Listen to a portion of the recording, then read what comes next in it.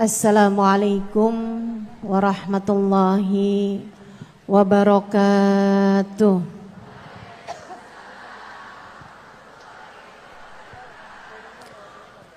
Alhamdulillah. Wassalatu wassalamu ala Rasulillah Muhammad ibn Abdillah wa ala alihi wa sahbihi wa man wala. Subhanaka la ilma lana illa ma 'allamtana innaka antal alimul hakim. Rabbi shrah li sadri wa yassir li amri wahlul 'uqdatan min lisani yafqahu qawli. Amma ba'du. Alhamdulillah, Allah sampaikan juga saya ke tempat ini. Masjidnya Allah Subhanahu wa taala, bait min buyutillah, rumahnya Allah. Mudah-mudahan kita udah disampaikan di rumah Allah di dunia. Allah sampaikan pula ke Baitullahil Haram di Mekkah. Dan Allah sampaikan pula di tempat keridhaannya surga Allah di akhirat nanti insyaallah. Amin ya rabbal alamin. Rabbi la tukhzini yawma yub'atsun yawma la yanfa' mal wala banun illa man atallaha biqalbin salim. Kata Nabi Ibrahim yang Allah tuliskan dalam Al-Quran, ya Allah, jangan kecewakan aku, jangan buat aku susah pada hari di mana engkau membangkitkan hamba-hambamu. Nanti di akhirat saat manusia dibangkitkan, ya Allah, jangan buat saya susah, jangan buat saya kecewa. Yauma la yanfa' mal wala banun. Hari yang itu loh ya Allah, hari yang tidak bermanfaat orang bawa harta, hari yang tidak bermanfaat orang bawa anak. Yang bermanfaat hanyalah orang yang datang pada Allah biqalbin salim, dengan membawa hati yang selamat. Karenanya siapapun di antaramu yang akan menuju ke akhirat, semua dari kita menuju ke akhirat. Siapapun di antaramu yang kepengen di hari akhiratnya nanti menjadi orang yang tidak susah, menjadi orang yang tidak sedih, menjadi orang yang tidak kecewa, menjadi orang yang tidak ketakutan, menjadi orang yang berhasil. Siapa di antaramu yang kepengen di hari akhiratnya nanti berbahagia, bersukacita? Siapa yang kepengen di hari akhiratnya nanti bergembira? Pastikan saat-saat ini, saat hidupmu di dunia ini, pastikan kamu sedang menuju kepada keselamatan hati. Hatimu selamatkan. Hatimu selamatkan, teman-teman. Hatimu selamatkan.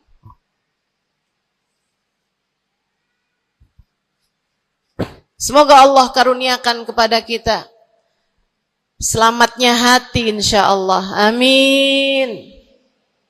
Semoga Allah menyelamatkan hati kita semua. Semoga Allah menyelamatkan hati kita semua. Nabi kita Muhammad menyebutkan dalam salah satu hadisnya, ala inna fil jasadi mudghah, idza salahat salahal jasad kulluh, wa idza fasadat fasadal jasad kullu, ala wahiyal qalbu. Kata Nabi, ketahuilah sungguhnya dalam diri manusia terdapat segumpal darah. Apabila ia bagus, ia selamat, ia bersih, selamatlah seluruh anggota tubuhnya. Apabila ia rusak, ia hancur, ia gelap, ia mati, maka hancur pulalah seluruh anggota tubuhnya. Ala wahiyal qalbu, ketahuilah segumpal darah tersebut bernama hati. Maka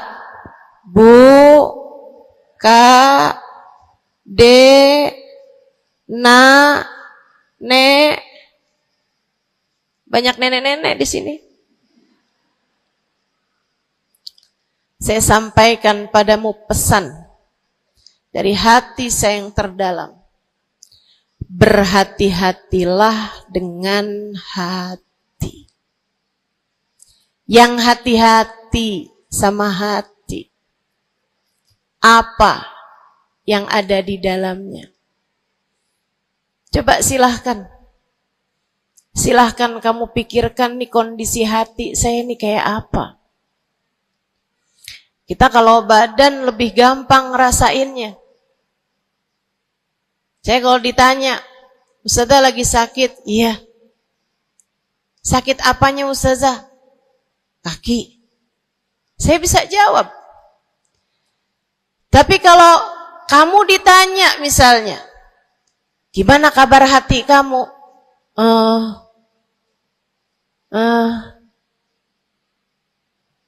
Gimana kabar hatimu?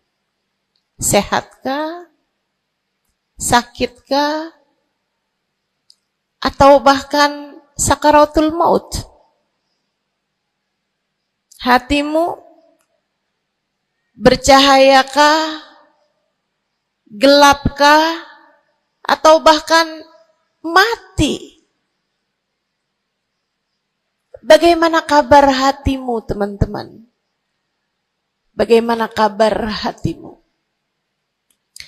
Innallaha la yanzur, kata Nabi Muhammad dalam hadis yang lain. Innallaha la yanzur ila suwarikum wala ila absyarikum, walakin yanzur ila qulubikum. Sungguhnya Allah tidak melihat kepada badan kalian. Allah tidak melihat kepada warna kulit kalian. Allah nggak peduli hidung kamu mancung ataukah pesek. Allah nggak peduli kulit wajahmu mulus ataukah berjerawat. Allah nggak peduli kamu tinggi ataukah pendek. Allah nggak peduli warna kulitmu semacam apa. Yang Allah Subhanahu wa taala lihat, yang Allah Subhanahu wa taala perhatikan adalah hatimu. Adakah ia mulus? Adakah ia penuh dengan penyakit-penyakit? Yang Allah pandang darimu adalah hatimu. Nih, sekarang saat kamu duduk sama rata di tempat ini, teman-teman. Meskipun ada yang lebih tinggi, ada yang lebih rendah, tapi kita duduk nih sama-sama di tempat ini nih. Nilaimu di mata Allah bukan seberapa dekat jarak antaramu dengan saya. Nilaimu di mata Allah bahkan bukan bergantung dari jam berapa kamu datang. Ketika kamu sama rata duduk di tempat ini, yang Allah pandang darimu adalah hatimu. Sedang berada di manakah saat ini?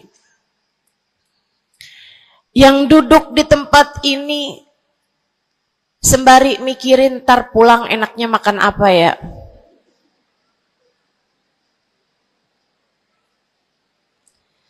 Yang duduk di tempat ini sambil mikirin, kok saya lapar ya? Iya, belum sarapan. Gara-gara buru-buru, takut nggak kedapatan tempat duduk. Gara-gara buru-buru, kepengen bisa lihat mukanya Ustazah Halimah yang viral.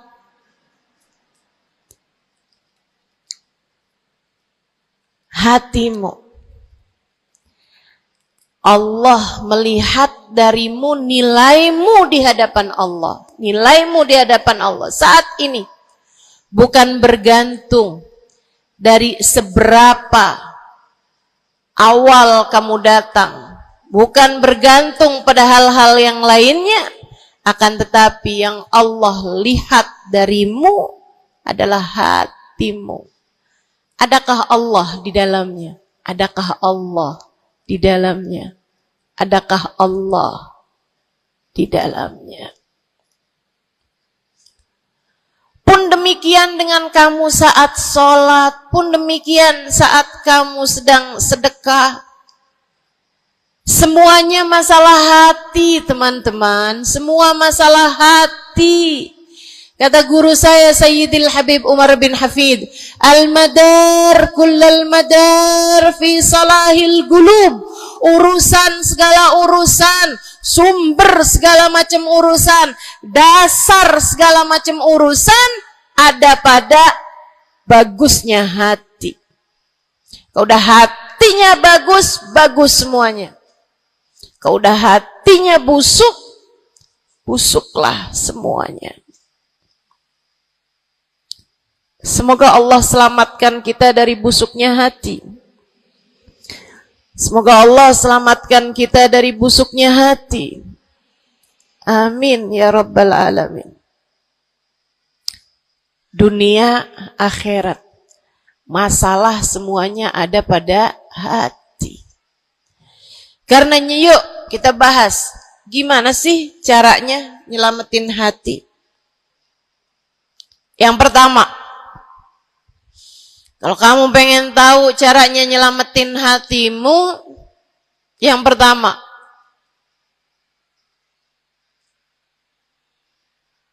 bersihkan sampah-sampahnya. Nih, kamu mau rumah itu biar bagus, biar terjaga, biar selamat. Kamu lihat dalamnya, oh banyak sampah, banyak noda, banyak kotoran. Dari mulai kotorannya cicak, ayam, sampai mungkin anjing, karena lama nggak ditempatin. Karena lama nggak ditempatin. Ada banyak di antara kita yang kondisi hatinya semacam itu. Sampah begitu banyak dalam hatinya. Ada banyak di antara kita umat Islam yang kondisi hatinya semacam itu. Begitu banyak sampah di dalam hatinya tersebut. Semoga Allah selamatkan semuanya. Amin. Maka hal pertama, kalau kamu kepengen punya hati yang selamat, yang nomor satu adalah bersihkan hatimu dari semua sampahnya, keluarin. Apa sampahnya hati? Dosa-dosa yang telah kamu lakukan. Idza aznabal abd nakat fi qalbihi nuqtah sauda. Kata baginda kita Nabi besar Muhammad, idza aznabal abd, ketika seorang hamba mengerjakan dosa, tertorehlah di dalam hatinya satu titik hitam. Sampahnya hati. Kamu tiap kali bikin dosa, dosa apa aja? Bukan hanya dosa besar, zina, bukan hanya dosa besar, minum minuman keras atau narkoba, bukan hanya dosa besar, judi atau riba. Bukan hanya dosa-dosa besar. Kalau itu titik hitam yang sangat besar tertoreh di dalam hatimu itu. Bahkan dosa-dosa kecil, sekedar marah-marah sama suami, atau ngambil uang suami. Gimana? Pernah? Rezeki istri solehah ustazah. Lagi mau nyuci, kelihatan, alhamdulillah. Emang haram ya ustazah? Ya haram, bukan punya kamu. Kan katanya ada hak istri dalam harta suami. Iya betul kalau dia kasih. Kalau dia kasih, kalau nggak kasih, nggak halal juga. Bahkan dosa-dosa kecil, seperti melihat tetangga, terus kamu bilang, ya ampun, cakep banget ya. Nyesel saya nggak kawin sama dia.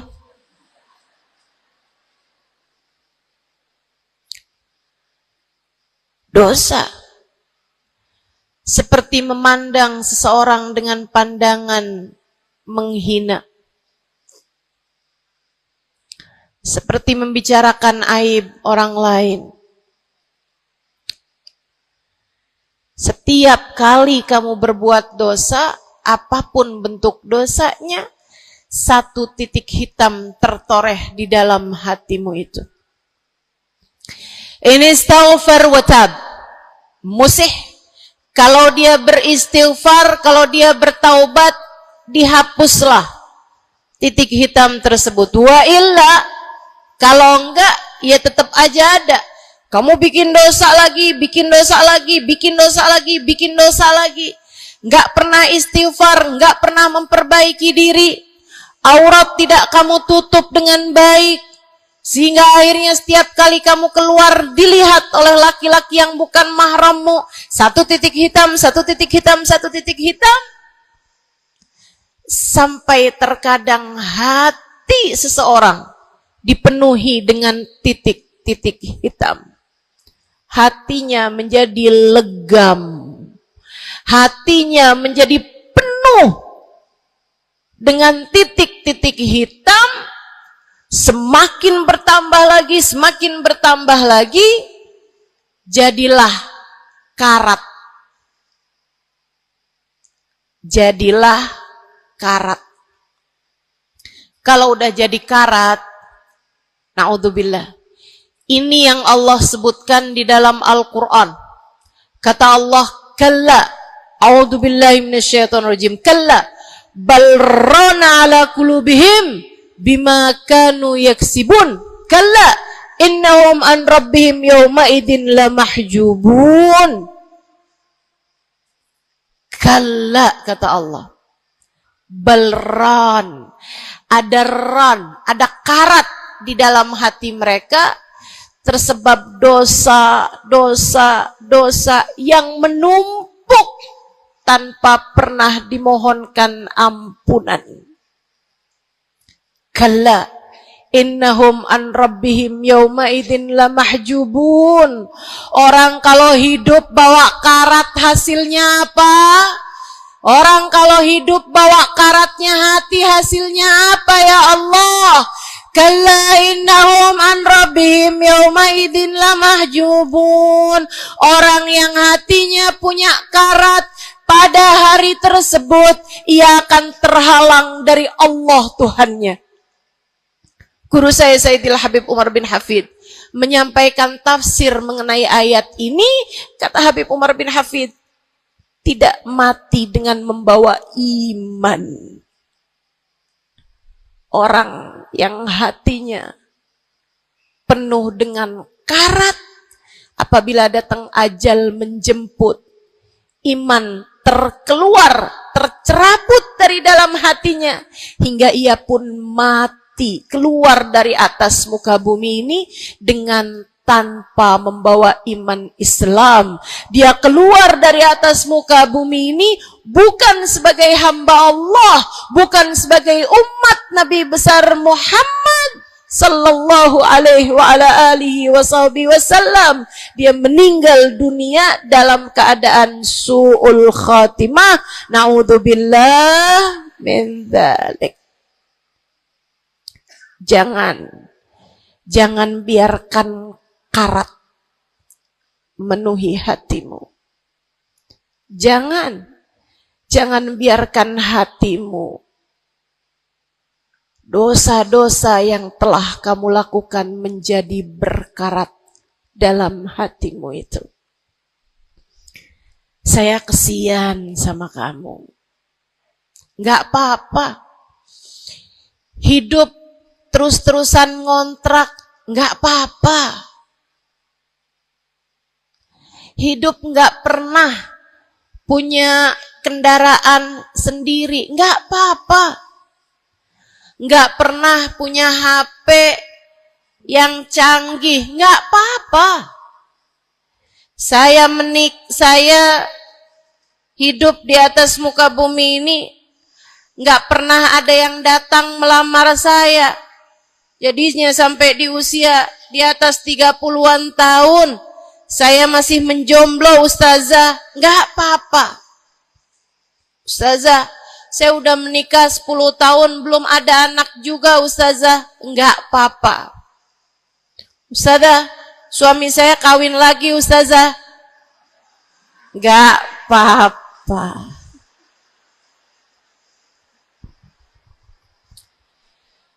Hidup di dunia ini, apapun yang terjadi, semuanya hanyalah sementara.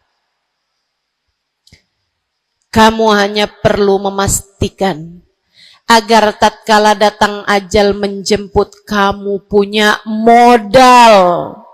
Dan modal utamanya yang nomor 1 adalah hati yang bersih. Hati yang selamat. Kamu bawa pulang menghadap Allah Subhanahu wa ta'ala bigalbin salim. Kamu bawa hati yang selamat. Insya Allah. Mati nggak bawa suami nggak apa-apa. Mati nggak bawa anak nggak apa-apa. Nggak bakalan jadi pertanyaan malaikat raqib atid. Tapi mati harus dengan membawa hati yang selamat. Mudah-mudahan Allah karuniakan. Mudah-mudahan Allah karuniakan. Saudaraku sekalian yang saya muliakan, maka bersihkan sampah-sampah dalam hatimu itu. Caranya gimana nih, Ustazah?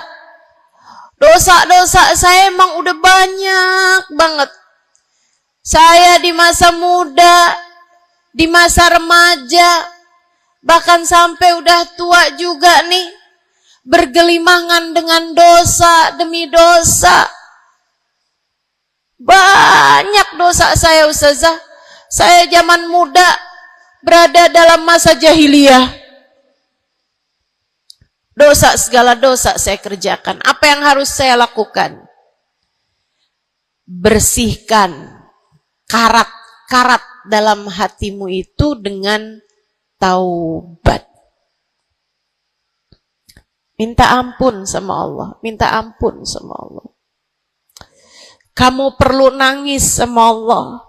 Kamu perlu sungguh-sungguh minta ampunan sama Allah.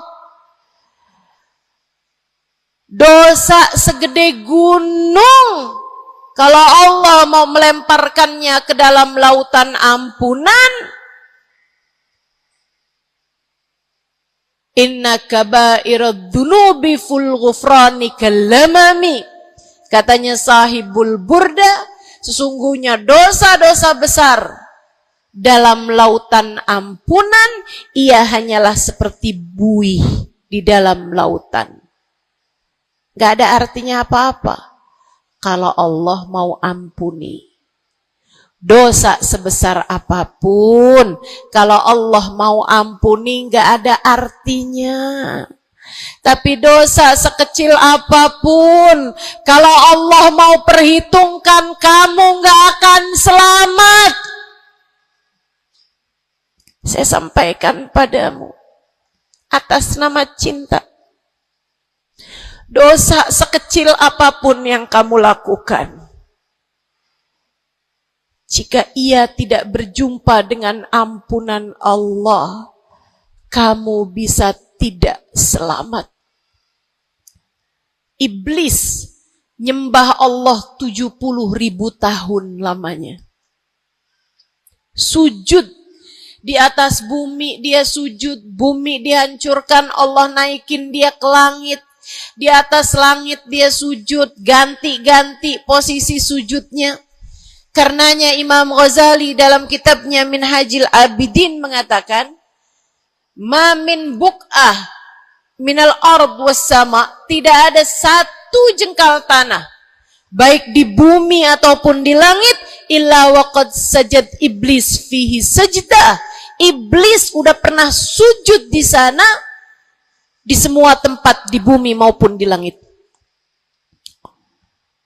Paling banyak ibadahnya ternyata bukan seorang wali. Paling banyak ibadahnya ternyata bukan seorang nabi. Kalau hitung-hitungan panjang-panjangan ibadah, ibadahnya iblis lebih panjang daripada siapapun dari makhluknya Allah Subhanahu wa ta'ala yang pernah tinggal di bumi ini. Akan tetapi dia gak nurut. Iblis ibadah 70.000 tahun, gak nurut sekali doang, sekali aja. Wa idh qulna lil malaikati isjudu li Adam fasajadu illa iblis.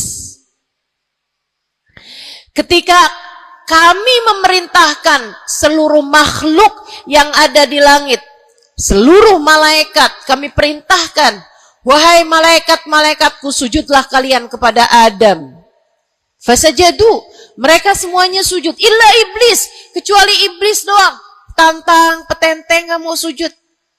Allah tanya, ma manaka antas judali Adam id amartuk?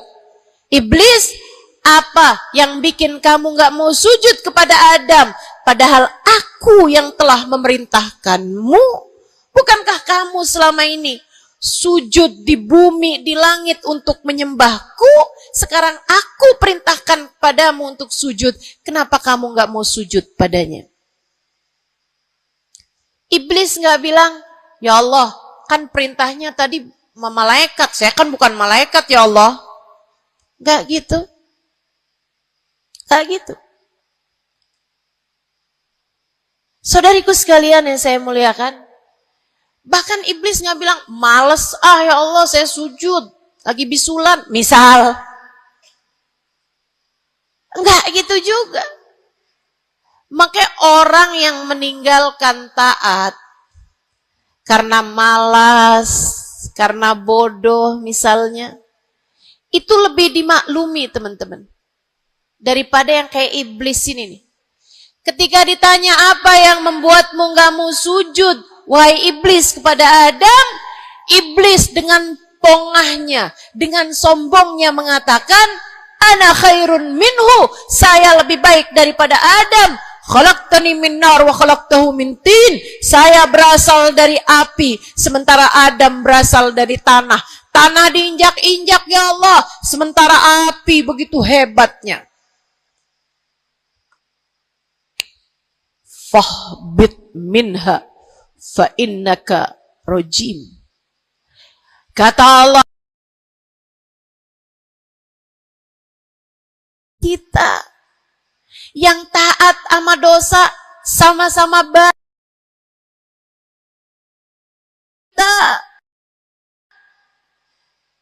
Yang mungkin dosa kita lebih banyak daripada taat kita.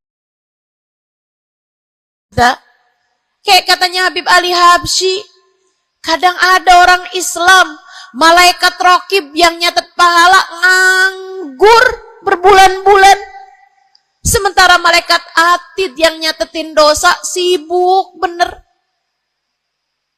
Gimana dengan kita?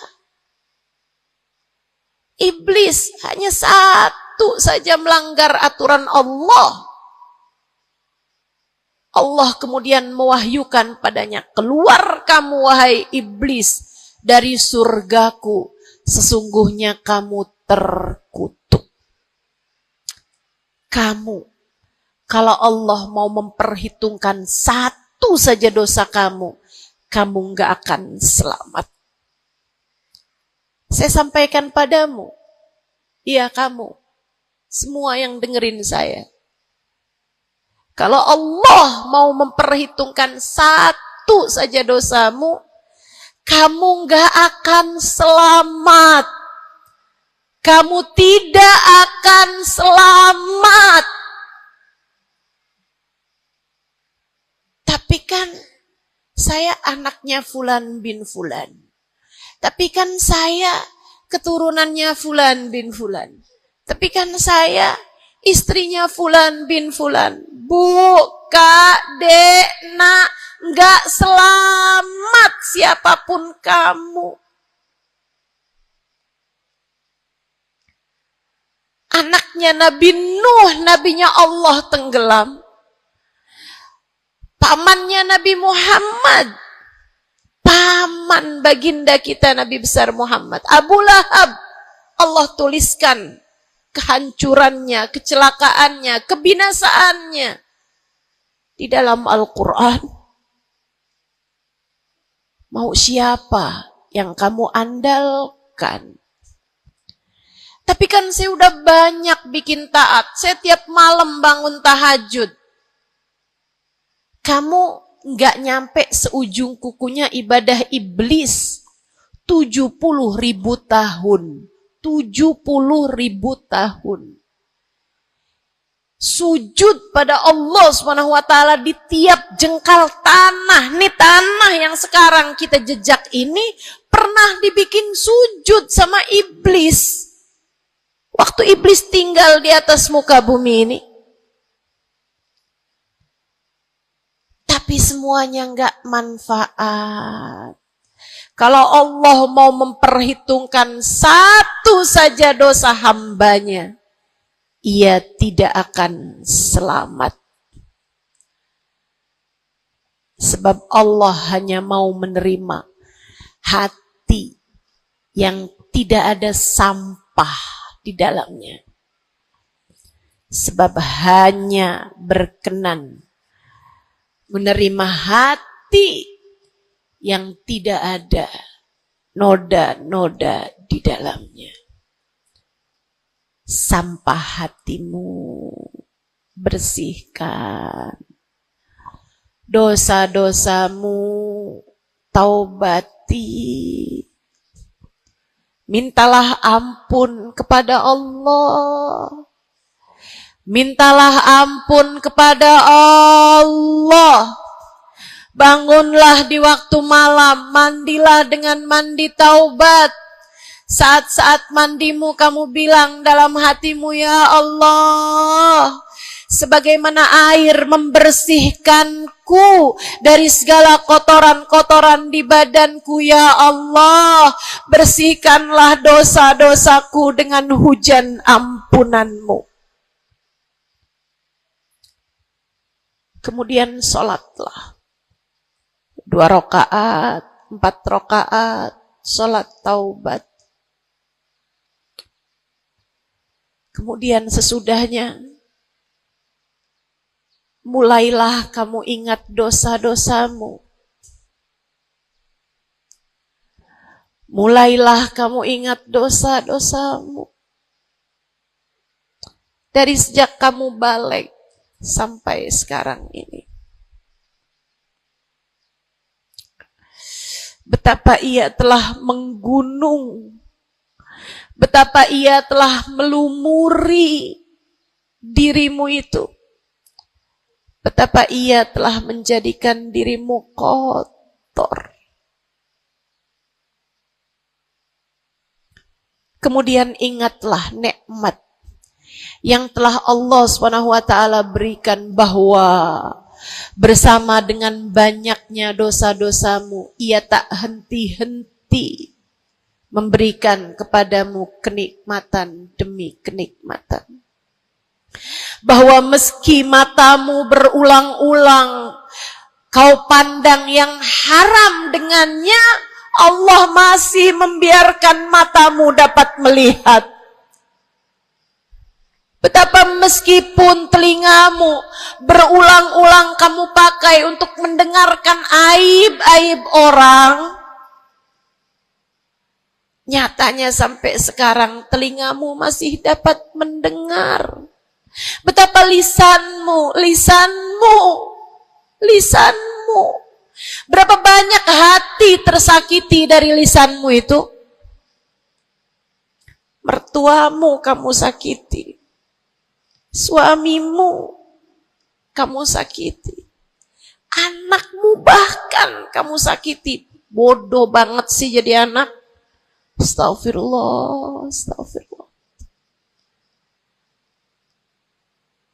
Kamu kok bandel banget sih, mama nyesel punya anak kayak kamu. Astagfirullah.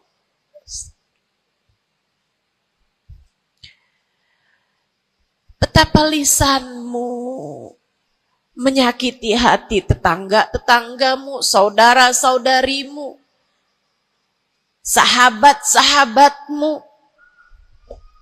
orang-orang di sekelilingmu merasakan gangguan dari lisanmu itu, tersakiti dari lisanmu itu. Tapi meskipun entah sudah berapa banyak dosa tercatat dari lisanmu, Allah masih tetap membiarkan lisanmu dapat berbicara sampai saat ini. Nikmat tak henti-henti Allah berikan kepadamu, bukan? Betapa durhakanya diri kita. Namun betapa penuh rahmatnya Allah kepada kita. Betapa berlumurannya kita dengan dosa-dosa. Namun betapa Allah bersama dengan segala dosa-dosa yang kita lakukan, tak henti-hentinya membanjiri kita dengan kenikmatan. Wa in ta'uddu ni'matallahi la tuhsuha. Kalau kamu mau hitung nikmatnya Allah, kamu tak akan pernah mampu menghitungnya. Sesudah kamu ingat-ingat dosamu, kamu ingat nikmat Allah kepadamu, kamu ucapkan seperti ucapan baginda Nabi Muhammad. Allahumma anta rabbi, la ilaha illa anta khalaqtani wa ana abduka wa ana ala ahdika wa wa'dika mastata'tu a'udzu bika min syarri ma sana'tu abu'u laka bi ni'matika 'alayya wa abu'u bi dhanbi faghfirli fa innahu la yaghfiru dzunuba illa anta. Ya Allah, Engkau adalah Tuhanku. Tak ada Tuhan kecuali Engkau. Aku adalah hamba-Mu yang Kau perintahkan buat taat, yang Kau perintahkan untuk menepati janji semampuku. Ya Allah, aku berlindung dari buruknya perbuatan yang telah aku lakukan. Begitu buruk, begitu jelek dosa yang telah aku perbuat padamu, ya Allah. Abu'u laka bi ni'matika 'alayya. Ya Allah, Engkau selalu datang padaku dengan berbagai macam kenikmatan-kenikmatan. Wa abu'u bidzambi, sementara aku selalu datang padamu dengan dosa demi dosa. Faghfirli, ampunilah aku ya Allah. Fa innahu la yaghfirudz dzunuba illa anta. Bukankah tak ada yang dapat mengampuni dosaku selain Engkau ya Allah. Minta ampun sama Allah. Minta ampun sama Allah. Yang serius, menangislah di hadapannya. Menangislah di hadapannya. Dalam keheningan malam saat tiada sesiapapun yang melihatmu. Jauhkan dulu apapun yang dapat membuatmu kehilangan konsentrasi. Jangan lagi khusyuk-khusyuk begitu tiba-tiba kedengaran suara Shopee.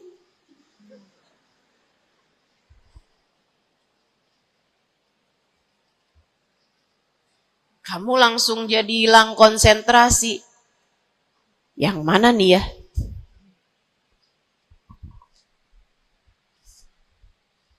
Bismillah. Kalau kamu pengen punya hati yang selamat, nomor 1 adalah taubat. Taubatan nasuha. Taubat yang sungguh-sungguh. Nyesel telah berbuat dosa. Meninggalkan dosa-dosa tersebut. Berjanji untuk tidak mengulanginya lagi. Jika dosanya terkait sama manusia, ada syarat keempat yang harus dilakukan, yaitu meminta maaf kepada orang yang telah engkau sakiti hatinya tersebut. Yang kamu habis bikin dosa sama dia, minta maaf. Mudah-mudahan Allah SWT ampuni dosa-dosa kita. Amin. Semoga Allah ampuni dosa-dosa kita. Amin.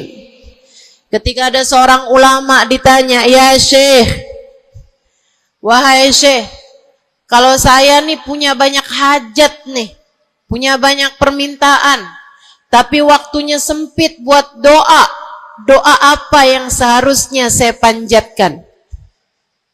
Misalnya nih, lagi sebentar nih, bisa kepegang Hajar Aswad.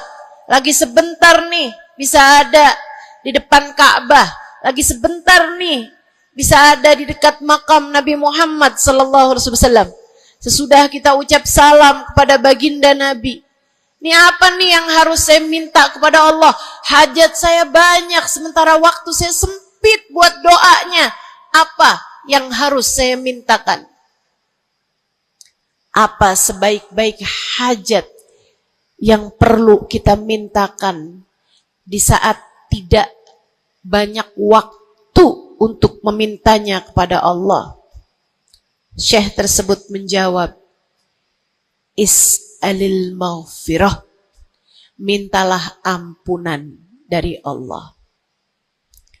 Sebab bagaimana mungkin kamu meminta hajat-hajat yang lain sementara kamu masih belum berada dalam pandangan rahmatnya Allah. Kamu masih terusir dari pintunya. Kamu udah minta-minta. Nih kayak istri lagi minggat sama suaminya. Kemudian dia WhatsApp, tolong dong transferin saya. Lah balik dulu.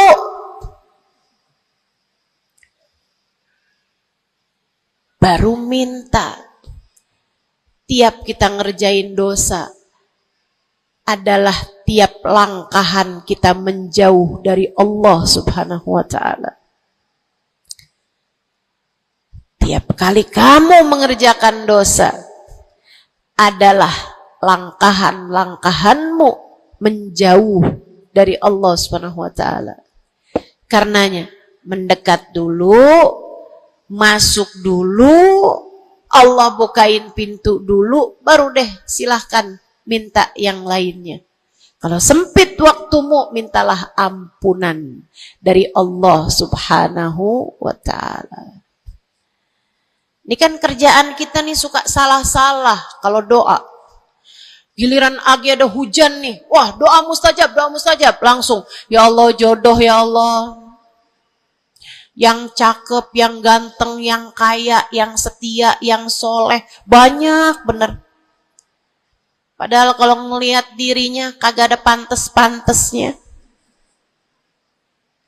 Kalau kamu pengen jodoh yang soleh, solehahkan dulu dirimu itu.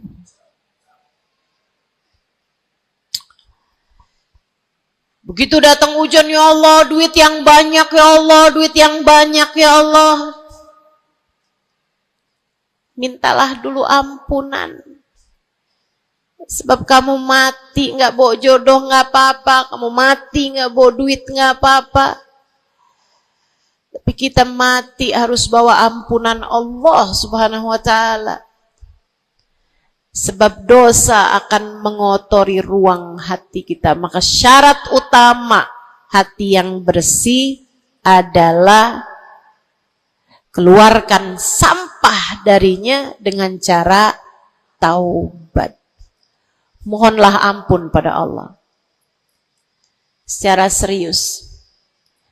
Cukup sekali Ustazah? Enggak cukup. Lo dosanya banyak. Tiap habis sholat minta ampun. Tiap ada kesempatan buat doa minta ampun. Tiap lagi datang hujan minta ampun. Tiap lagi ziarah ke makam Nabi, ke makam wali, minta ampun sama Allah.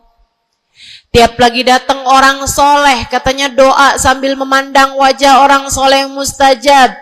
Apa yang mesti kita minta? Minta ampunan dari Allah Subhanahu wa ta'ala. Minta ampunan dari Allah Subhanahu wa ta'ala. Itu satu syarat mutlak utama. Pengen hatimu selamat, keluarkan sampah-sampahnya. Habis keluarin sampah-sampahnya, nah sekarang udah bersih. Ternyata ada penyakit-penyakitnya. Ada bagian itu yang atapnya bocor. Ada airnya yang tersumbat. Penyakitnya rumah. Bukan begitu? Saudaraku sekalian yang saya muliakan, kamu kepengen hatimu jadi hati yang selamat, sembuhkan hatimu dari berbagai macam penyakit-penyakitnya. Apa aja sih penyakit-penyakitnya hati? Banyak.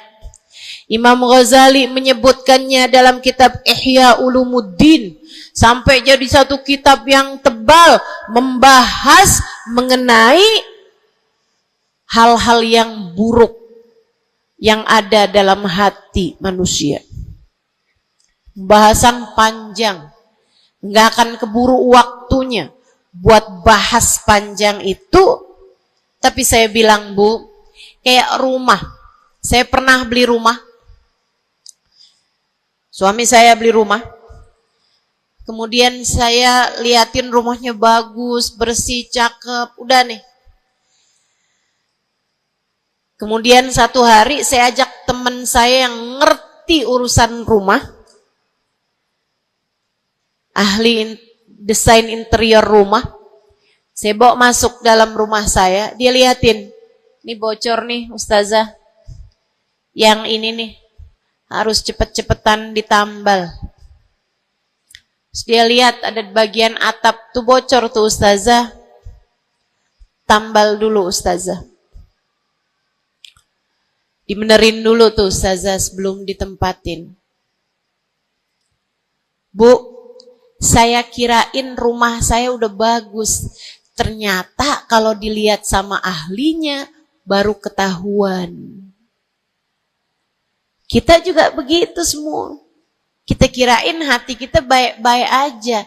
Tapi kalau kita duduk ngaji, kalau kita hadir di majelis taklim, kalau kita dengerin kajian-kajian, kita baru paham Ya Allah, ternyata hati saya ada penyakitnya di sini. Ternyata saya juga punya penyakit yang ini. Ternyata saya punya penyakit yang ini.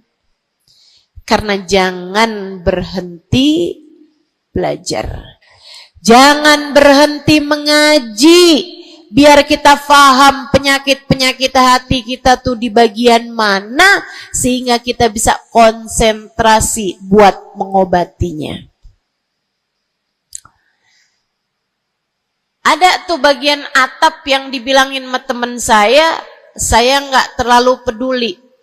Saya liatin kecil aja kok. Sampai satu hari, untung aja saya nggak ada di bawah situ. Jebol atap rumah saya. Banjir rumah saya. Gara-gara atap yang berpenyakit yang tidak diberesin. Begitu pula dengan hati kita. Cari tahu apa penyakitnya. Cari tahu apa obatnya. Dengan kamu duduk mengaji. Ini bukan urusan sejam, 2 jam dipelajari. Kemudian semuanya benar. Ini adalah PR seumur hidup kita. Buat sehatin hati kita. Buat bagusin hati kita. Buat bersihin hati kita. Penyakit hati paling berbahaya namanya kesombongan. Dan Bu, Kak, Dek, Nak, siapa di antara kita yang selamat darinya? Apa itu sombong, wahai Rasulullah? Kata seorang sahabat. Sebab saya senang pakai baju bagus. Saya Rasulullah senang makan enak, senang pakai baju bagus. Saya sombong kalau gitu, wahai Rasul. Enggak, bukan itu yang namanya sombong. Kamu punya baju bagus, pakai. Jangan punya baju bagus. Saya kalau pakai ini kelihatannya sombong. Ya udah saya pakai yang rombeng-rombeng aja. Punya baju bagus tapi daster udah robek, itu aja yang dipakai. Tanya sama suaminya, kok kamu pakai baju yang ini sini kan robek nih. Enak, adem. Adem yang lihat, adem yang make, gerah yang lihat. Bukan itu yang namanya kesombongan. Saya punya uang, saya bisa beli mobil yang bagus, tapi saya nggak mau beli, saya takut sombong. Bukan itu yang namanya kesombongan. Saya punya uang, bisa bangun rumah buat tamu-tamu. Ulama-ulama kalau datang bisa tinggal di rumah saya. Tapi saya nggak mau kayak gitu, ntar saya sombong. Bukan itu yang namanya kesombongan. Sombong, kata Nabi Muhammad, batarul haq wa ghamtun nas. Sombong adalah menolak kebenaran dan menghina orang lain, merasa diri lebih baik daripada orang lain. Itu yang namanya sombong. Merasa diri lebih baik dari orang lain. Merasa diri lebih baik dari orang lain. Sering banget ini kan kita kan? Betul? Dulu-dulu belum pakai jilbab.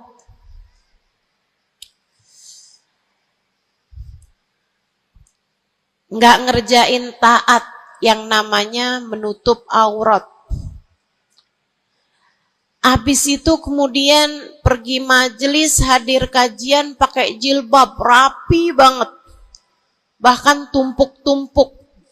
Ustadzanya pakai jilbab 1 lapis, dia pakai 3 lapis. Tapi dia ngelihat orang-orang yang belum pakai jilbab, ya ampun, belum dapat hidayah, sian. Saya rasanya kepengen buat bisikin sama dia, Mbak, Israel udah deket. Boleh gak sih Ustazah, saya bisikin di telinganya? Malaikat penjaga neraka kirim salam. Astaghfirullah. Dulu kamu berbuat dosa dengan membuka auratmu, kini kamu berbuat dosa dengan dosa kesombongan. Itu namanya bukan taubat. Itu namanya bukan hijrah. Itu namanya pindah dosa.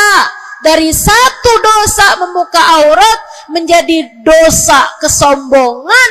Dan bisa jadi di hadapan Allah dosa kesombongan lebih besar nilainya daripada dosa membuka aurat. Bisa jadi. Bisa jadi. Para ulama mengatakan, rubba maksiatin awrathat dhulla ahabbu ilallah min ta'atin awrathat kibra.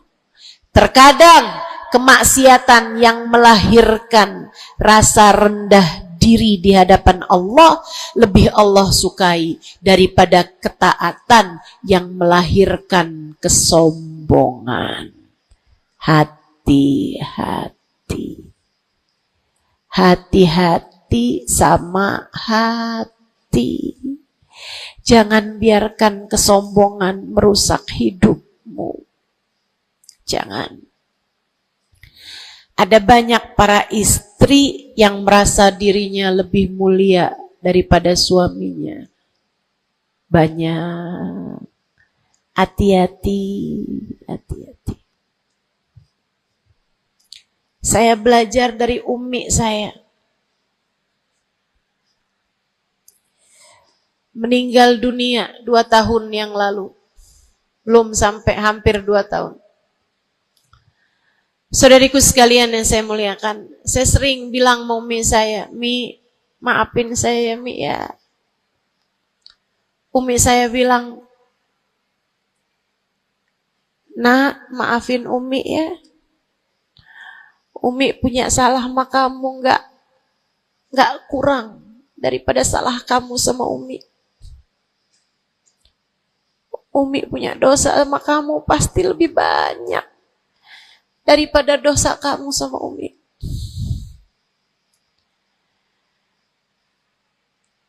Itu rasa yang jarang dimiliki para ibu. Seringnya ibu tuh merasa selalu lebih baik daripada anaknya.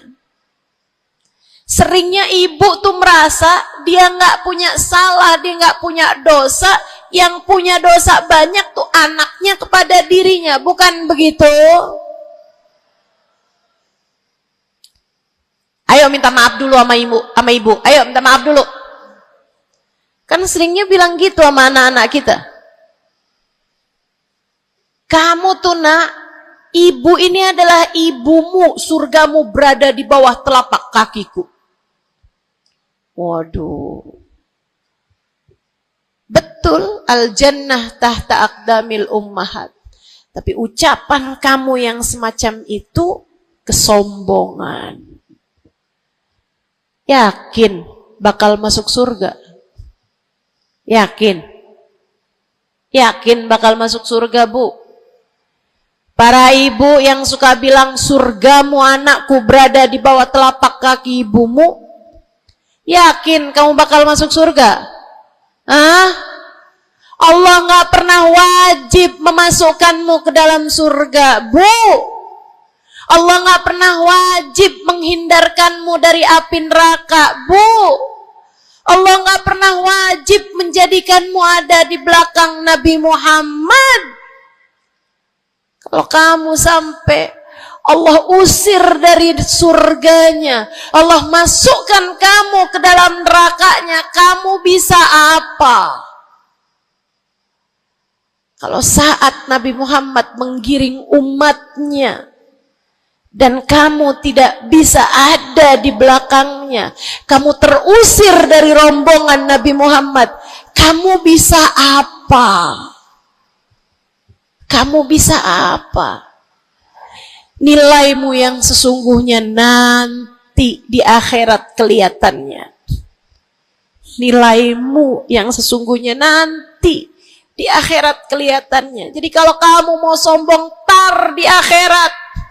Kalau sampai kamu bisa masuk ke dalam surga Allah, kalau kamu sampai berada di barisan-barisan terdepan dalam rombongan Nabi besar Muhammad, kalau kamu bisa makan dari buah-buahan surga, kalau kamu ada saat kamu mengucap salam kepada baginda Nabi Muhammad, matamu bisa memandang indah wajahnya, telingamu bisa mendengar indah suaranya, lisanmu bisa mengucapkan salam langsung di hadapannya, silahkan membusungkan dada pada saat itu.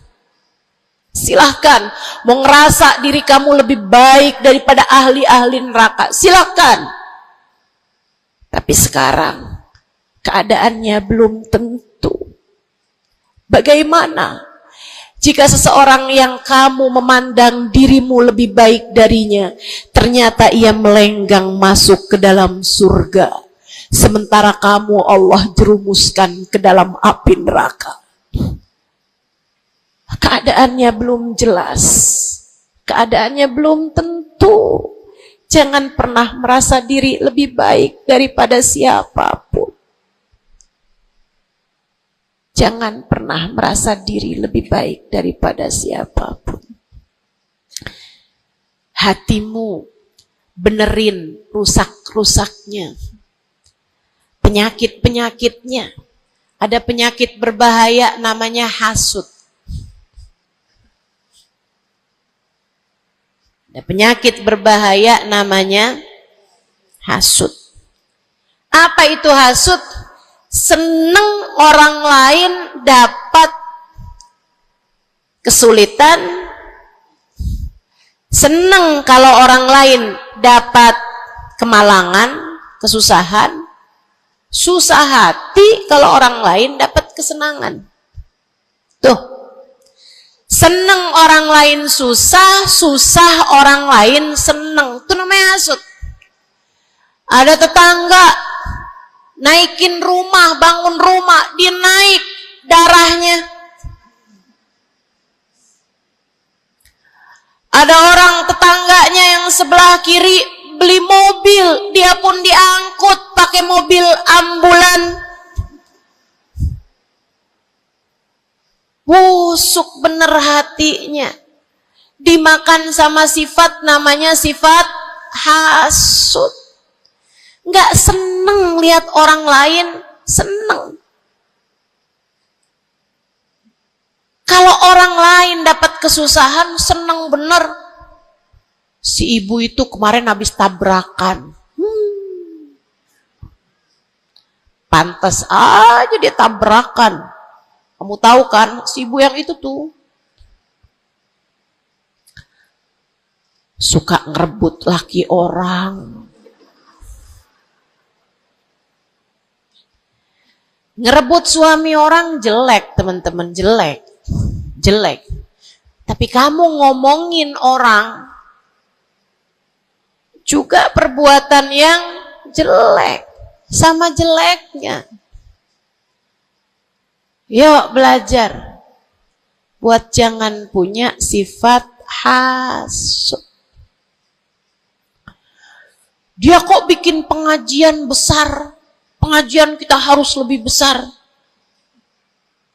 Urusannya apa? Bukankah majelis itu adalah dakwah mengajak orang kepada Allah? Hatimu jagain, hatimu jagain, hatimu jagain. Ada yang bisa begitu, alhamdulillah. Ada ustazah yang lebih pandai darimu, alhamdulillah. Minta doa, ambil ilmunya. Bukan malah dihasutin. Hati-hati, hati-hati. Jangan sampai hasutmu membawamu kepada terusir dari rahmatnya Allah. Kayak Bal'am bin Ba'ur. Ada zamannya Nabi Musa, teman-teman sekalian. Namanya Bal'am bin Ba'ur. Ilmunya tinggi. Sampai kabarnya jamaahnya juga banyak. Semua orang dengerin kajiannya. Ini saya serem nih. So ikut sekalian nih, ngeri banget nih. Ini buat orang kayak saya nih, ngeri banget nih pembahasan ini nih. Ada orang berilmu, pinter banget, namanya Bal'am bin Ba'ur, zamannya Nabi Allah Musa. Jamaahnya banyak, kalau dia hadir kajian, semua orang di kampungnya hadir semuanya. Imam Ghazali cerita, dia sampai-sampai dari berilmunya, ilmunya tingginya, Allah kasih sama dia ilmu yang tinggi. Kalau dia ada dapat pertanyaan yang dia nggak tahu jawabannya, dia doa bisa lihat jawabannya langsung dari Lauhil Mahfuz. Kurang pinter apa? Kurang berilmu apa? Kurang hebat apa? Kurang deket apa sama Allah? Kamu jadi ustazah, berapa banyak ilmumu? Kamu jadi seorang pendakwah, berapa banyak ilmumu? Kamu yang dianggap sebagai ulama, berapa banyak ilmumu? Merunduklah. Saudariku sekalian yang saya muliakan, si Bal'am bin Ba'ur, kabarnya sampai para malaikat turun ikut serta mencatat pelajaran-pelajaran yang dia berikan. Yang ngaji sampai bukan cuman orang, bukan cuman jin ikut ngaji, sampai malaikat-malaikat Allah ikut ngaji. Kurang apa hebatnya? Tapi Allah hancurkan Bal'am karena sifat hasud. Nabi Allah Musa datang ke kampungnya Bal'am bin Ba'ur. Jamaahnya Bal'am bin Ba'ur semua datang kepada Nabi Musa. Nabinya Allah, tentu saja semua datang. Semuanya datang kepada Nabi Musa. Semua minta doa kepada Nabi Musa. Semua berharap berkah dari Nabi Musa sebagai seorang nabinya Allah Subhanahu wa taala, Jalla Jalaluhu wa ta'ala azamatuh. Yang biasa hadir di majelisnya Bal'am kepengen istiqomah, kepengen rutinannya nggak terganggu, jadi dia tetap bikin rutinan walaupun ada Nabi Allah Musa alaihissalam. Jamaahnya dikit yang hadir. Mulai nih orang-orang yang berpenyakit datanglah kepada Bal'am bin Ba'ur. Rupanya Bal'am bin seorang nabinya Allah. Dia nggak lihat Nabi Musa sebagai seorang yang diberi kelebihan lebih banyak daripada dirinya karena diwahyukan wahyu kepadanya. Bal'am bin Ba'ur termakan sifat hasud. Ia pun berdoa meminta kepada Allah, ya Allah hancurkanlah Musa. Ya Allah, hancurkanlah Musa. Hancurkanlah Musa ya Allah. Saudaraku sekalian yang saya muliakan, Allah angkat semua kelebihannya Bal'am bin Ba'ur. Bahkan kabarnya dialah orang ateis pertama di atas muka bumi ini yang mengatakan alam semesta enggak ada Tuhannya. Ngeri. Allah cabut bahkan iman dari dalam hatinya Bal'am bin Ba'ur. Iman Allah cabut. Dari yang asalnya berilmu kayak begitu, Allah sampai cabut imannya, teman-teman saudaraku sekalian. Allah pun ceritakan tentang Bal'am bin Ba'ur dalam Al-Quran. Kata Allah Subhanahu wa taala, "A'udzu billahi minasyaitonir rajim. Famathaluhu kamathalil kalbi in tahmil alaihi yalhath aw tatrukhu yalhath Perumpamaannya Bal'am bin Ba'ur seperti anjing. Kalau kamu angkat, dia menjulur-julurkan lidahnya. Kalau kamu tinggalkan, dia pun juga tetap menjulur-julurkan lidahnya. Dianjing-anjingin, bukan sama orang, sama Allah subhanahu wa ta'ala. Lihat betapa Allah subhanahu wa ta'ala kalau murka sama seseorang nggak tanggung-tanggung. Siapapun kamu, kalau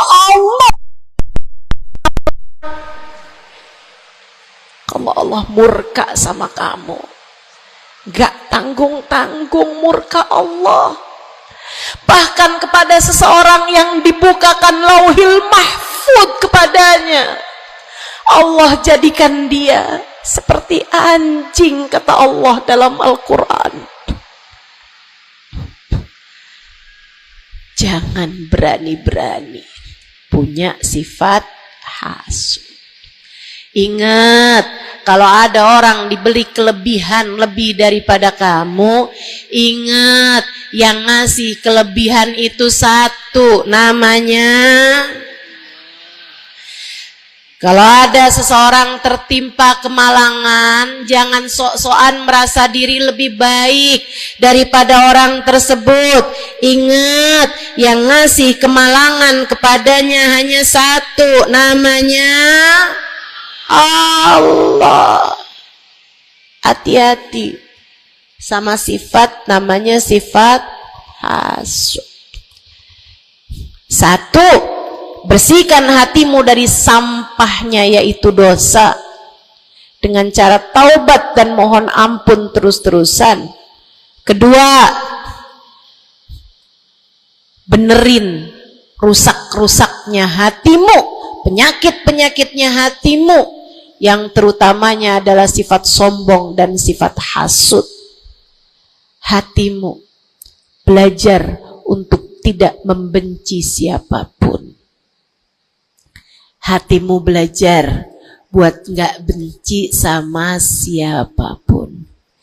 Yang terakhir, kalau kepengen hatimu selamat, hiasi. Kalau rumah nih, udah sampahnya udah bersih, rusak-rusaknya udah dibenerin, udah direnovasi, sekarang tinggal yang terakhir. Apa itu? Hias-hiasi rumahmu. Pasangin horden, pasangin lampu yang bagus, pasangin lantai yang bagus, ditaruhin dekorasi-dekorasi, pajangan-pajangan kamu taruh-taruh, ada sofa, ada tempat tidur, dihias-hiasi rumahnya.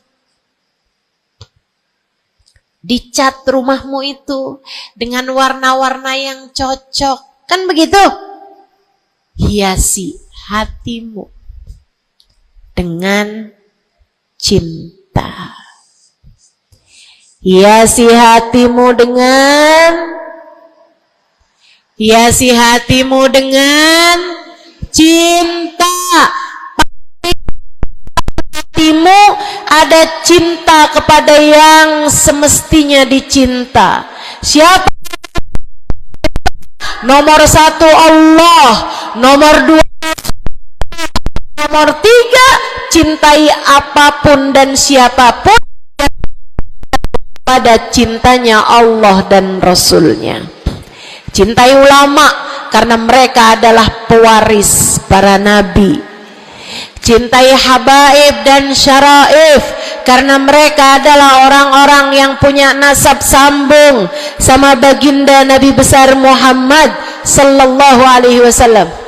Cintai keluarga Nabi Muhammad, cintai para istri-istri Nabi Muhammad, cintai para sahabat-sahabat Nabi Muhammad, terutamanya Al-Khulafaur Rasyidin, Sadatina Abi Bakar wa Umar wa Uthman wa Ali. Cintai para sahabat Nabi Muhammad, cintai para ulama-ulama kita di sepanjang zaman, cintai Imam Syafi'i, Imam Maliki, Imam Hambali, Imam Hanafi. Cintai para ulama-ulama kita dari atas sampai kepada ulama-ulama kita yang sekarang ada. Cintai siapapun, yang bawa Nabi Muhammad, bawa Allah, yang bikin kamu jadi kenal Allah, kenal Nabi Muhammad, cintai. Pada cinta mereka terdapat cintanya Allah.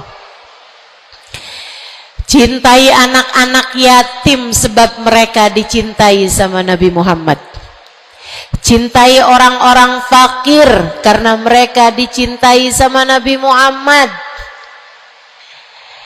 Cintai suamimu sebab kalau kamu cintai suamimu ya, bukan suami orang. Punya suami nggak dicintai, suami orang dia cintai. Astaghfirullah. Cintai suamimu, Bu, sebab dalam cintamu kepadanya mendekatkanmu kepada cintanya Nabi Muhammad, mendekatkanmu kepada cintanya Allah. Kamu sayangi, kamu hormati, kamu muliakan suamimu, Allah ridho kepadamu, Nabi Muhammad sayang kepadamu. Cintai orang tuamu sebab Allah memesankan kepada kita untuk cinta kepada orang tua kita.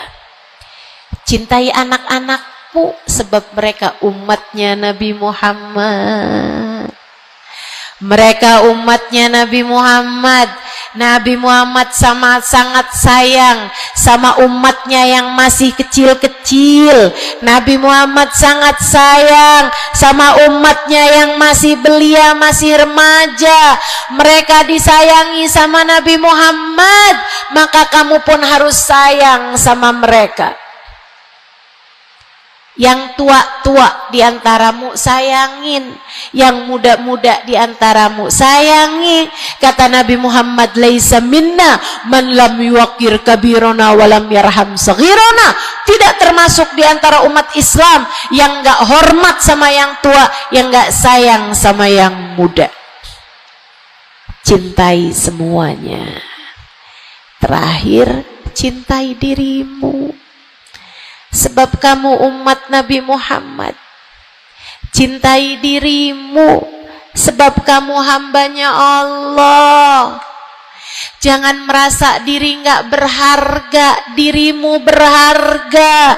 Dirimu layak masuk surga kalau kamu taat sama Allah. Jangan menganggap diri nggak ada artinya. Jangan. Kamu berarti sebab ada kalimat paling tinggi di dalam hatimu. Bunyinya kalimat La ilaha illallah Muhammad Rasulullah. Kamu berharga, saudariku sekalian. Kamu berharga. Jangan mau menghinakan dirimu dengan kemaksiatan. Jangan mau menghinakan dirimu dengan merebut suami orang.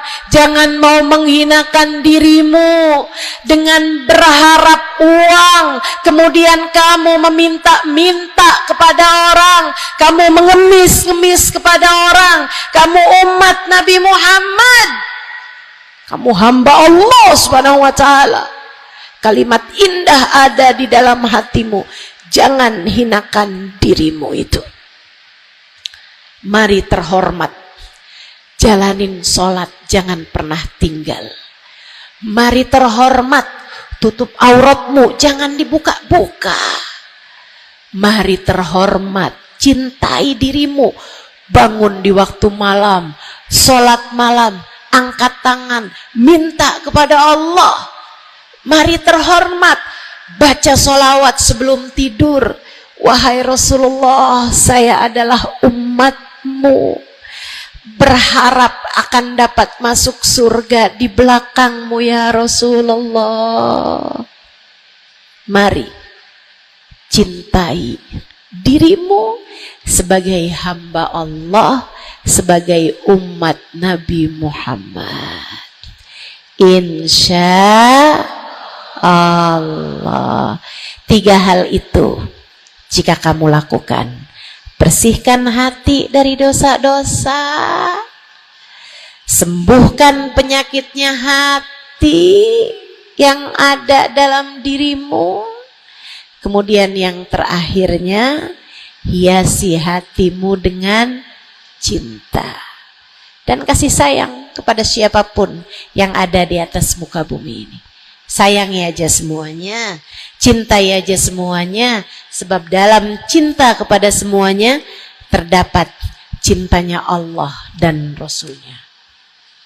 Saya sakit, tapi saya tetap datang ke Pontianak karena saya sayang, karena saya cinta sama orang-orang Pontianak.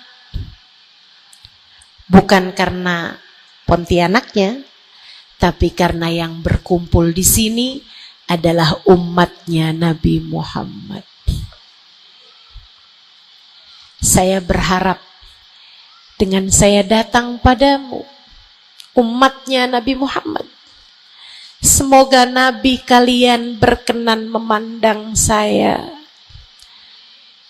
dengan kasih sayangnya. Saya datang ke sini walaupun sakit, karena saya tahu kalian semua hambanya Allah. Ada keberkahan dalam diri kalian yang saya berharap mendapatkan itu. Saya berharap dengan saya datang padamu, Allah Tuhanmu berkenan merahmati saya sebagai hambanya. Yuk, sayangi semuanya. Yuk, cintai semuanya. Rabbana zalamna anfusana wa illam taghfir lana wa tarhamna lanakunanna minal khasirin. Rabbana atina fid dunya hasanah fil akhirati hasanah wa qina adzabannar.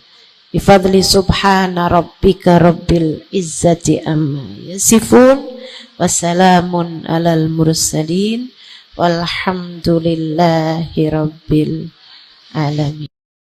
Assalamualaikum warahmatullahi wabarakatuh.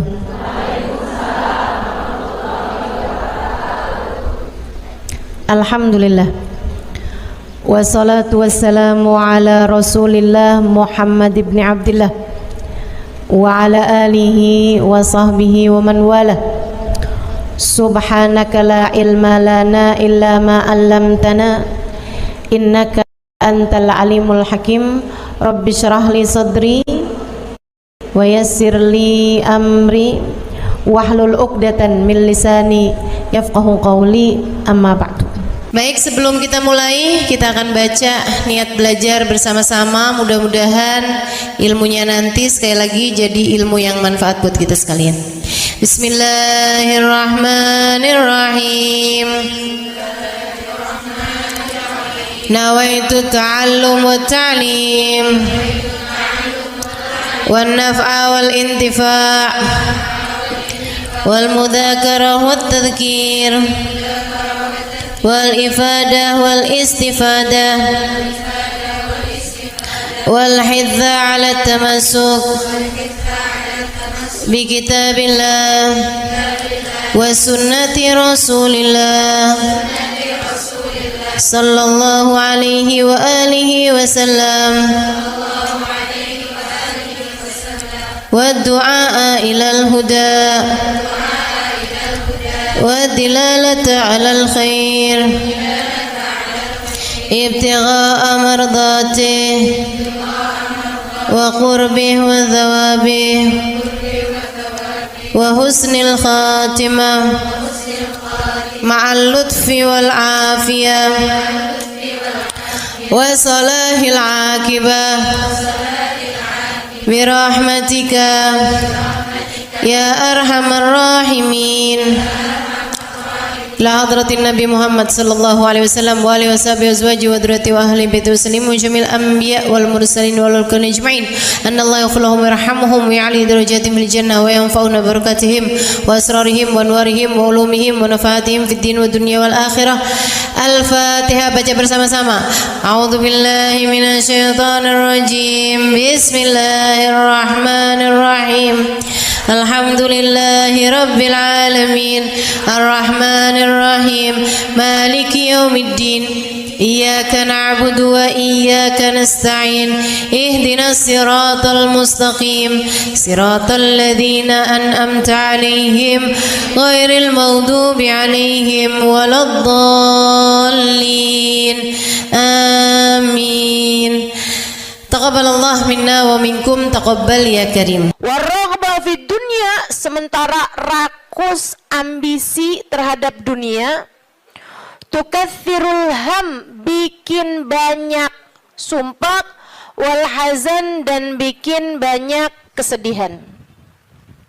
Bikin sedih badan kita, bikin sedih hati kita, bikin sumpek dan bikin akhirnya jadi berpenyakit ya badan kita ini.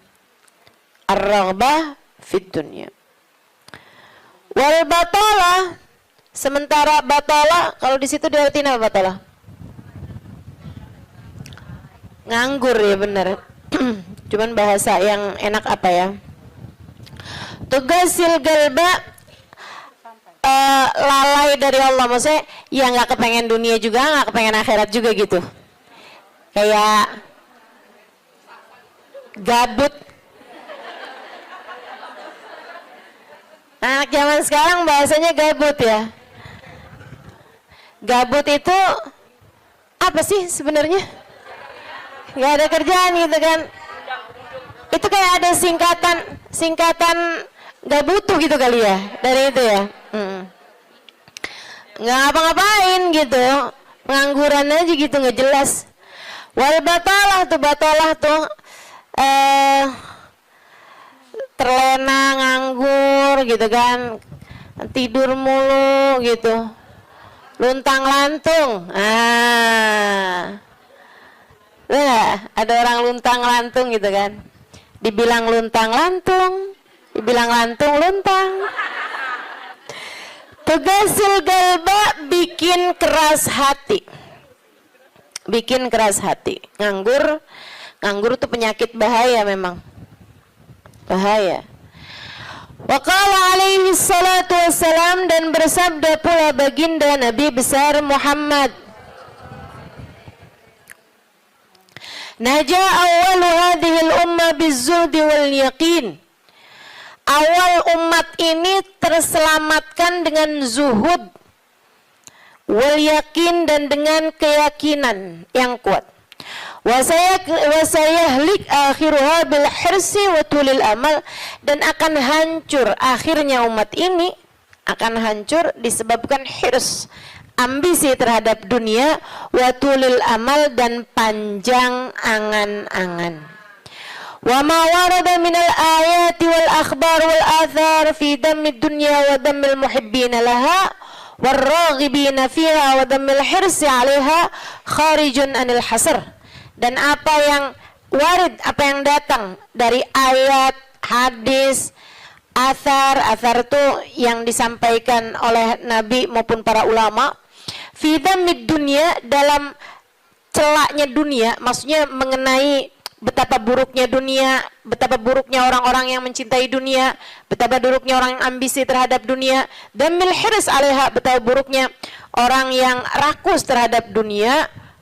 Banyak sekali kharijun anil hasr, enggak bisa kehitung. Ayat, hadis maupun ucapan para ulama mengenai betapa buruknya dunia, betapa buruknya para pecinta dunia dan lain sebagainya ini banyak banget hadisnya, keterangannya enggak kehitung. Watasani fil ulama, dan karangan-karangan para ulama rahmatullahi alaihim, semoga rahmat Allah senantiasa tercurah kepada mereka, minas salaf wal khalaf, baik dari ulama zaman dulu maupun ulama-ulama belakangan, masyhunah bidzalik, penuh sekali dengan hal-hal yang seperti itu. Kayak Imam Ghazali gitu kan, nulis dalam kitabnya baik Ihya Ulumuddin ataupun kitab yang terakhirnya beliau itu namanya Minhajul Abidin dan lain sebagainya, itu banyak banget mengenai hal-hal yang seperti ini gitu. Betapa pentingnya kita untuk zuhud terhadap urusan dunia. Tsumma inad dunya ibaratun wallahu a'lam bisawab. Sampai situ ya. Nabi Muhammad alaihissalam mengatakan, az-zahada fid dunya tuyrihul qalba wal badan. Zuhud dunia nih. Apa tuh zuhud? Zuhud itu teman-teman tidak mengharapkan kesenangan dunia dari Allah sekalipun ya. Enggak minta gitu, enggak seneng gitu sama kesenangan dunia dari Allah. Itu namanya zuhud akhirat. Dan juga teman-teman, zuhud ama manusia itu tidak menginginkan apa yang ada pada manusia. Apa yang dimiliki orang enggak kepengen, gitu kan? Itu namanya zuhud fima fi aidin nas. Ini disampaikan Nabi Muhammad dalam hadisnya, izhad fid dunya yuhibbukallah, wazhad fima fi aidin nas yuhibbukan nas. Kata Nabi Muhammad alaihissalam, zuhudlah kamu dari dunia. Zuhud tuh enggak seneng, enggak ambisi, enggak fokus kepada kesenangan dunia maupun pencapaian dunia. Hati-hati, tipis teman-teman bedanya, gitu kan? Pencapaian dunia, saudara sekalian, kayak gini loh, banyak followers, majelisnya jadi rame. Itu tipis tuh antara kamu kepengen akhirat sama kamu kepengen dunia. Buat siapanya? Bukan buat yang hadir. Saya rasa kalau yang hadir mudah-mudahan baik gitu kan. Tipisnya itu buat pelaku dakwah, baik yang rumahnya buka buat majelis atau dia buka majelis, atau yang ngajarnya nih, gitu.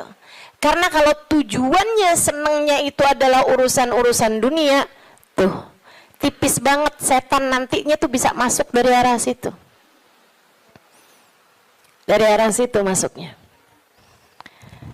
Izhad fid dunia, kata Allah SWT. Makanya dari tipisnya nih yang saya sebut tadi itu ya, kayak keinginan kamu tuh dunia apa akhirat, keinginan kamu tuh pujian manusia atau pujian Allah. Itu sampai-sampai banyak dari para walinya Allah Subhanahu wa taala meninggalkan kemasyhuran dunia karena khawatir sama hatinya. Banyak saudaraku sekalian. Sampai ada di antara para wali itu yang sampai berpura-pura nyuri, sampai dikejar orang gitu kan. Kenapa dikejar orang? Karena yang dia curi adalah bajunya seorang perempuan yang lagi mandi. Ada orang lagi mandi, wali loh yang ngerjain. Untung belum zaman viral internet ya. Ini kalau zaman viral internet kayak apaan tuh, orang ngejudge dia tuh kan, udah nganggepnya udah hancur banget dah gitu. Tapi memang itu yang dicari sama beliau. Yang dicari sama beliau adalah menghindar dari kepopuleran, menghindar dari apa yang orang-orang cari dari kemuliaan dunia, karena khawatir hatinya terselip rasa keinginan untuk dianggap mulia di dunia menghancurkan kemuliaannya di akhirat. Serem bener buat orang-orang kayak saya yang sama Allah dikasih pegang mic di depan, ya kan? Teman-teman saya sekalian, nggak gampang. Makanya kalau ada yang bisa kamu lakukan untuk saya, doain, biar bisa ikhlas, doain, biar bisa benar gitu, jaga hati, doain, biar disayang Allah gitu. Kesian nih. Begitu udah masuk nih setan, teman-teman saya sekalian, setan tuh ya datang ke pedagang beda, datang ke orang awam beda, datang ke ulama beda lagi. Waduh, yang datang ke ulama nih setannya juga ulama. Setannya juga kelas profesional, gitu kan? Jadi nggak ecek-ecek gitu loh. Setannya juga setan-setan berkelas, teman-teman saya sekalian. Nah itu kan yang belum tentu selamat gitu, belum tentu selamat. Masya Allah, Masya Allah. Ada tuh zamannya Imam, siapa ya? Ada Imam Ghazali cerita dalam Ihya-nya. Kita suka ketawa-ketawa tuh dengerin cerita Imam, maksudnya kalau baca ceritanya Imam Ghazali yang begitu-begituan. Kata Imam Ghazali dalam Ihya-nya tuh, ada orang atau di Minhaj ya Allah alam, pokoknya salah satu kitab Imam Ghazali lah. Imam Ghazali cerita, ada orang dia itu ulama, teman-teman.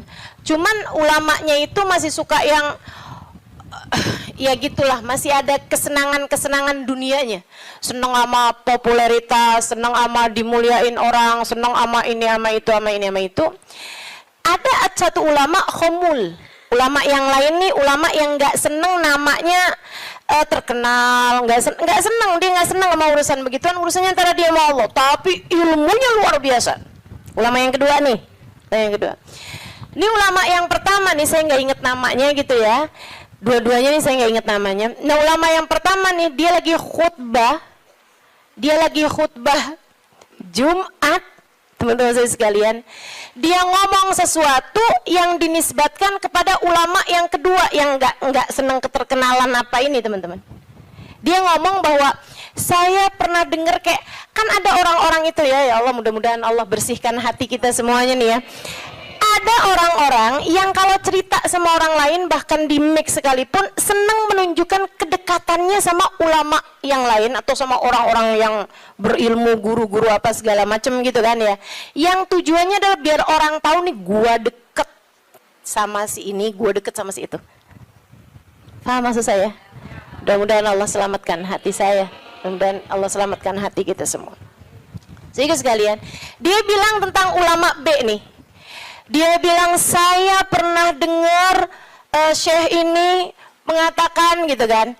Syekh itunya hadir di majelis tersebut. Ya. Dan yang diomongin sama Syekh A ini tentang Syekh B, itu nggak pernah diomongin sama Syekh B-nya. Paham? Jadi ulama A ini bohong tentang ulama B. Bohongnya di khutbah Jumat cuman untuk menunjukkan betapa dekatnya dia sama ulama B tersebut itu.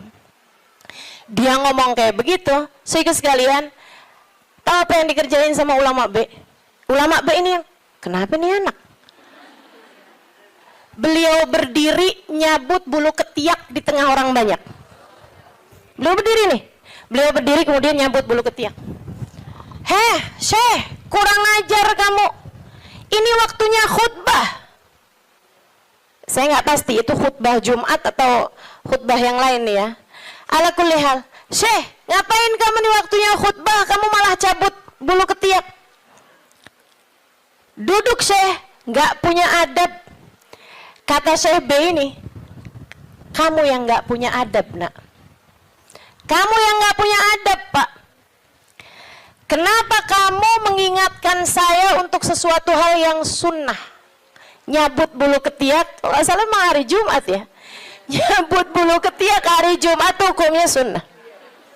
Ala sunnah. Walimada astahi, dia bilang, kenapa saya mesti malu? Kamu gak punya malu apa depan orang-orang kamu nyabut bulu ketiak? Bulu ketiak itu kan buat laki-laki sama laki-laki nggak aurat. Sesama perempuan aja nggak aurat. Bulu ketiak ya, maaf ya. Teman-teman sekalian, beliau bilang, walimada astahi, kenapa saya mesti malu? Ana ala haq wa anta alal batil. Saya mengerjakan barang hak, kamu mengerjakan barang batil. Dia bilang, saya mengerjakan barang hak, nyabut bulu ketiak sunnah hari Jumat. Dia bilang, kamu ala batil, karena kamu menceritakan tentang saya sesuatu yang tidak pernah saya katakan. Saya Syekh Fulan, sebutin nama dia namanya. Ya Allah, merah padam mukanya. Seram, teman-teman, seram. Ya gitulah. Kadang-kadang tuh sampai tipis banget keinginan dakwah atau keinginan pamer. Tipis. Setannya tuh ngebisikin sampai kayak suara semut. Katanya Nabi Muhammad alaihi salatu wassalam, "Ar-riya yadhubbu ala ummati kadhabibin naml." Riya itu bersuara di hati umat saya kayak suaranya semut, nyaris enggak kedengeran. Enggak kedengeran suaranya. Antara kamu seneng agama Allah jadi tinggi atau kamu seneng nama kamu jadi tinggi. Tipis, tipis, segaris, bahkan lebih tipis daripada kulit bawang, teman-teman. Oke, mesti terus minta perlindungan sama Allah. Ya Allah, ya Allah, ya Allah, ya Allah. Bimbing terus ya Allah, ya Allah, ya Allah. Gitu. Mudah-mudahan Allah karuniakan keikhlasan bagi kita sekalian, insya Allah. Sebab yang namanya pencapaian akhirat, teman-teman. Dan pencapaian akhirat kita nggak pernah tahu. Pencapaian akhirat tuh kita nggak pernah tahu. Taunya kapan? Ntar di akhirat. Namanya juga pencapaian akhirat. Taunya entar di akhirat. Saat kamu berhasil menghadap Nabi Muhammad, saat namamu menjadi seseorang yang dikenal oleh Nabi Muhammad, kalau mau bangga tar di sana.